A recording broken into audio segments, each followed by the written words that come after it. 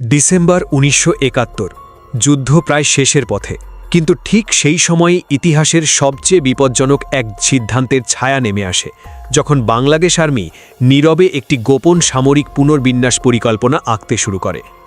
শত্রুবাহিনী তখনও পুরোপুরি ভাঙেনি, সীমান্ত জুড়ে টানটান উত্তেজনা আর আন্তর্জাতিক মহলে যুদ্ধবিরতির চাপ ধীরে ধীরে বাড়ছে। এই অবস্থায় সেক্টর ভিত্তিক যোদ্ধাদের অবস্থান বদল, রসদ সরবরাহের নতুন রুট এবং মিত্রবাহিনীর সঙ্গে সমন্বয়ের এক অদৃশ্য মানচিত্র তৈরি হচ্ছিল, যেখানে একটিমাত্র ভুল মানেই পুরো কৌশল ভেঙে পড়া।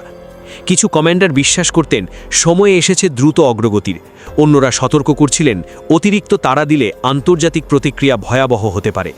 রেডিও বার্তা আদান প্রদান, অস্থায়ী সদর দপ্তরের রাতজাগা বৈঠক আর শত্রুপক্ষের শেষ মুহূর্তের পাল্টা আঘাতের আশঙ্কা, সব মিলিয়ে সিদ্ধান্তের ভার তখন অসম্ভব ভারী।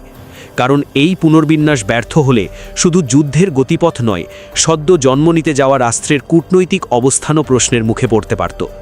মাঠের যোদ্ধারা কিছুই জানতেন না, কিন্তু তাদের প্রতিটি পদক্ষেপ নির্ভর করছিল সেই গোপন পরিকল্পনার উপর। ইতিহাসের এই ক্ষণিক মুহূর্তে কয়েকটি নীরব আদেশ আর কিছু অদৃশ্য সিদ্ধান্ত ঠিক করে দিতে পারত কে লিখবে পরের অধ্যায় আর কোন মূল্য দিয়ে। যুদ্ধের শেষ প্রান্তে দাঁড়িয়ে এই গোপন পরিকল্পনাই ছিল স্বাধীনতার পথে সবচেয়ে বড় ঝুঁকি, যার সত্য আজও আমাদের শ্বাস আটকে দেয়।